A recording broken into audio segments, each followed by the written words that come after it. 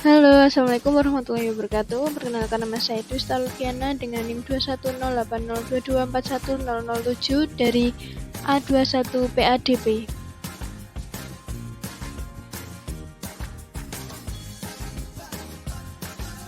Pada kesempatan kali ini, saya akan menjelaskan tentang analisis VP Text 1 and VP Text 2, mata kuliah pengantar organisasi dengan dosen pengampu Mr. Muhammad Hanafi, MSI. VP Text 1 Perusahaan Jan Dimas. Pada VP Text 1 ada 3 hal yang akan saya jelaskan, yaitu konsep organisasi, elemen organisasi, dan tipe organisasi. Yang pertama adalah konsep organisasi. Jan Dimas adalah perusahaan yang bergerak pada bidang makanan, yaitu mengolah salak menjadi keripik. Perusahaan ini berinovasi untuk mengembangkan nilai jual salak. Langkah konsep organisasi. Langkah yang pertama adalah menentukan dan mengklasifikasikan kegiatan perusahaan. Kegiatan di perusahaan Jan Dimas berupa pensortiran buah salak dari petani, proses produksi, pengemasan, penjualan, dan bazar kewirausahaan.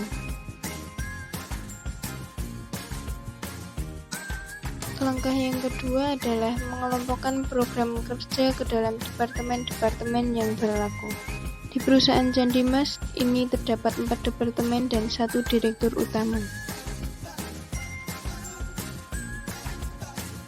Langkah yang ketiga adalah menugaskan kepala departemen untuk bertanggung jawab atas staf dan program kerja yang telah ditentukan.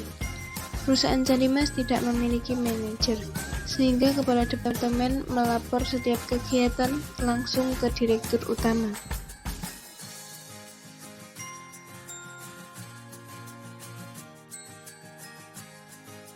Langkah yang keempat adalah mengembangkan hubungan antara atasan dan bawahan. Di perusahaan Jan Dimas, direktur membebaskan setiap departemen untuk berdiskusi dan membuat keputusan yang tepat untuk pekerjaan. Masing-masing departemen yang berbeda juga berhubungan baik satu sama lain. Langkah yang kelima adalah membuat kebijakan untuk koordinasi yang tepat. Di perusahaan Jan Dimas ini, tugas-tugas telah dibagi menurut departemen masing-masing. Untuk efektivitas dan efisiensi kerja, staf harus bekerja sesuai dengan departemen dan program kerja.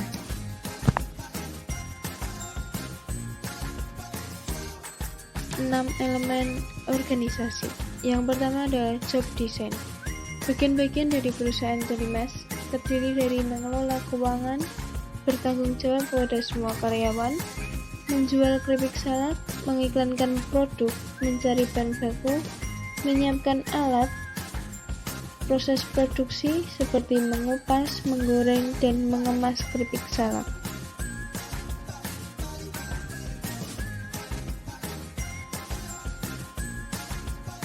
Yang selanjutnya adalah departementalisasi, yang berupa tugas dari setiap departemen. Yang pertama, mengatur pembiayaan dan bertanggung jawab pada seluruh karyawan adalah tugas dari direktur. Yang kedua, pencarian bahan baku dan penyiapan alat merupakan tugas dari departemen pembelian. Yang ketiga, mengupas kulit salak dan menggoreng keripik salak merupakan bagian dari departemen produksi. Yang keempat, penimbangan keripik salak dan pengemasan keripik salak merupakan bagian dari Departemen Pengemasan. Yang kelima, menjual keripik salak dan mengiklankan produk merupakan bagian dari tugas Departemen Pemasaran. Yang selanjutnya adalah establish reporting relationship. Di perusahaan Jan Dimas ini terdapat rantai komando di mana direktur bertanggung jawab atas departemennya, kepala departemen bertanggung jawab atas program kerja.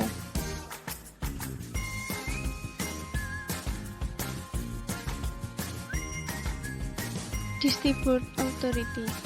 Di perusahaan Jan Dimas terdapat 3 staf pembelian dan 1 kepala departemen, 4 staf produksi dan 1 kepala departemen, 2 staf pengemasan dan 1 kepala departemen, 5 staf pemasaran dan 1 kepala departemen. Keempat kepala departemen tersebut berada di bawah dan bertanggung jawab oleh direktur koordinasi kegiatan.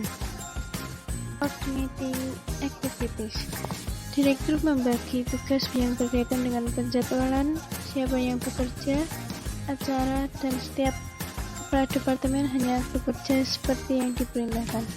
Direktur juga membebaskan setiap departemen untuk berdiskusi dan mengambil keputusan sesuai dengan pekerjaan di bawah pengawasan kepala departemen dan direktur. Differentiating among positions. Untuk meningkatkan efisiensi dan efektivitas kerja, pembagian tugas telah disesuaikan dengan masing-masing departemen. Staf yang berada di dalam satu departemen dengan departemen lain memiliki pekerjaan yang berbeda. Jadi, staf menyesuaikan diri dengan departemen.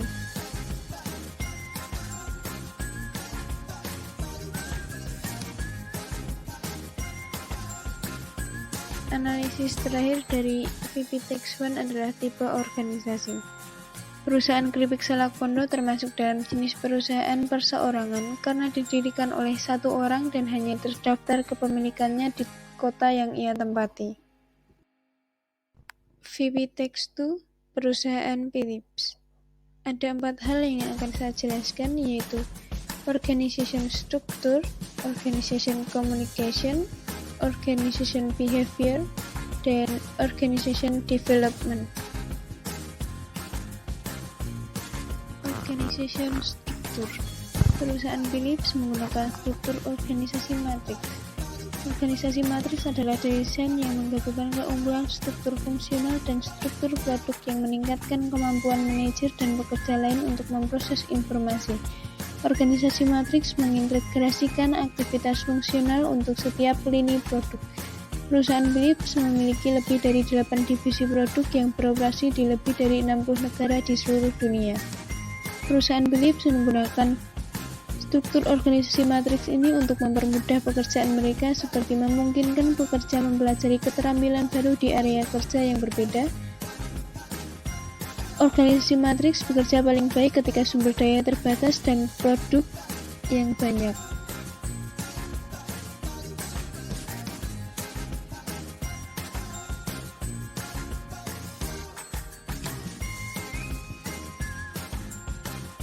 Organization communication. Yang pertama ada komunikasi atas. Komunikasi atas pada perusahaan Philips ini seperti karyawan yang akan menyampaikan proyek atau materi yang bersangkutan dengan produk Philips kepada manajer. Kemudian karyawan bisa memberikan saran kepada manajer terkait perkembangan proyek.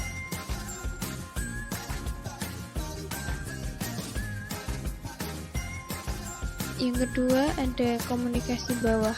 Komunikasi bawah pada perusahaan Philips seperti manajer perusahaan Philips yang akan memberikan pengumuman dengan kabar baik maupun buruk. Bisa juga untuk memberikan pekerjaan kepada supervisor seperti pengecekan jumlah produk di gudang, pengiriman, pembelian, dan harus diselesaikan. Pada komunikasi bawah ini bisa berbentuk lisan yang berupa panggilan telepon atau rapat, berbentuk tulisan dalam bentuk atau email.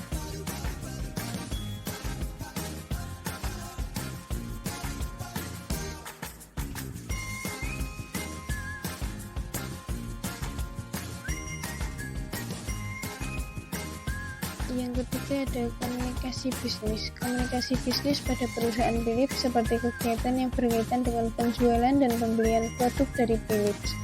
Pertemuan bisnis dengan kolega bisa menghubungi menggunakan email dan dengan etika yang telah ditentukan.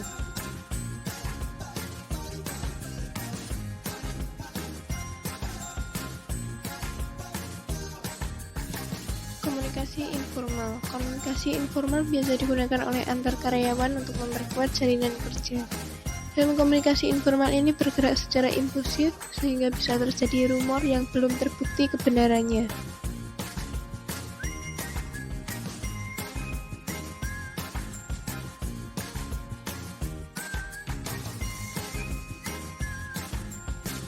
Selanjutnya adalah komunikasi formal. Komunikasi formal pada perusahaan Philips ini berupa pesan siaran yang memberikan informasi resmi untuk pelanggan Philips mengenai produk baru yang dirilis.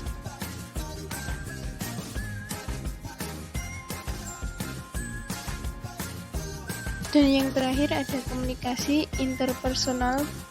Komunikasi interpersonal pada perusahaan Philips biasanya seperti telepon di pelanggan yang komplain tentang produk Philips dan dilayani perorangan. Selain itu juga seperti pemesanan produk Philips untuk stok toko.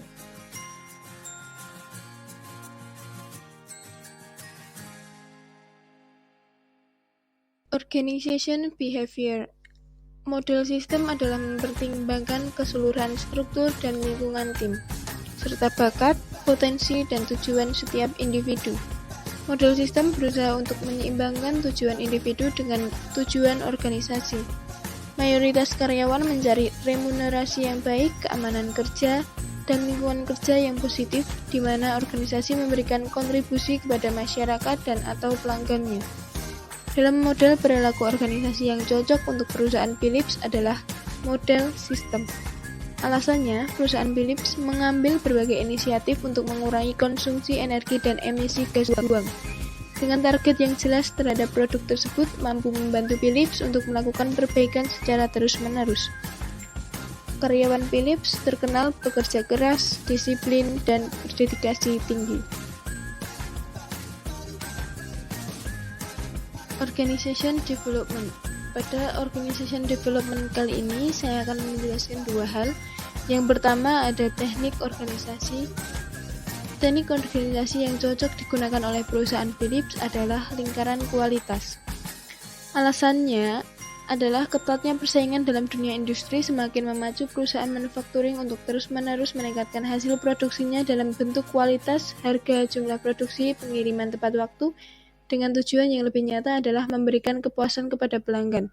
Pada saat ini, perusahaan Philips Indonesia sebagai produsen pembuat lampu masih ditemui adanya aktivitas tidak bernilai tambah atau pemborosan pada waktu proses produksi seperti waiting, motion, inspection, serta lead time yang panjang. Sehingga faktor-faktor tersebut dapat mempengaruhi produktivitas dari perusahaan, yang juga dapat berupa faktor lingkungan, manusia, mesin, material, dan metode.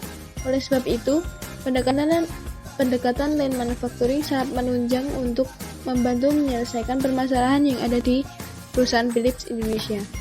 Komitmen perusahaan Philips adalah bisa berpartisipasi aktif mengurangi pemanasan global. Oleh karena itu, perusahaan ini terus mengembangkan teknologi dan inovasi agar menghasilkan produk yang bisa didaur ulang. Dengan demikian, saat produk tersebut sudah tidak berfungsi dan dibuang ke lingkungan, tidak berdampak buruk.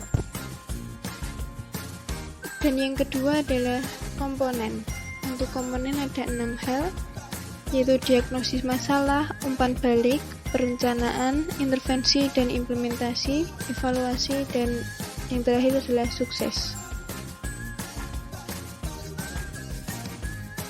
Komponen yang pertama adalah diagnosis masalah.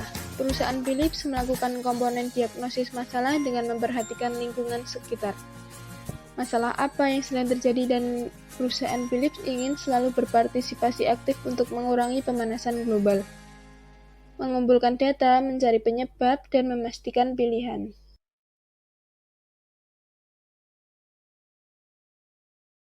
Yang kedua ada umpan balik dan penilaian. Umpan balik dan penilaian digunakan oleh perusahaan Philips saat proses penyelidikan terhadap masalah pemanasan global untuk mengetahui tantangan apa saja yang akan dihadapi dalam proses pengerjaannya. Bisa dilakukan dengan dokumen berisikan bukti valid pemanasan global, wawancara karyawan tentang produk apa yang akan dibuat, dan survei pelanggan produk apa yang sedang dibutuhkan.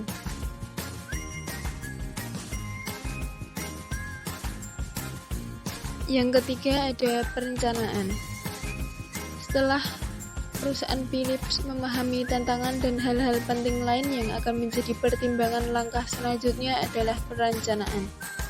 Rencana apa yang akan dilakukan pada produk baru serta gambaran hasil yang didapatkan.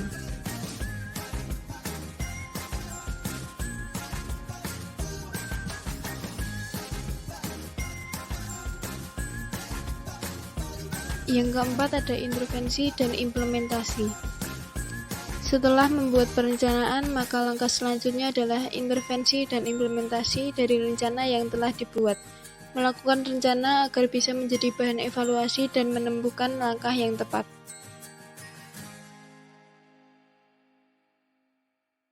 Yang Yang kelima ada evaluasi. Mengevaluasi apakah ada hal yang harus diperbaiki atau tidak. Jika ada yang mau diperbaiki, maka harus mencari penyebabnya dan cara penyelesaian masalah.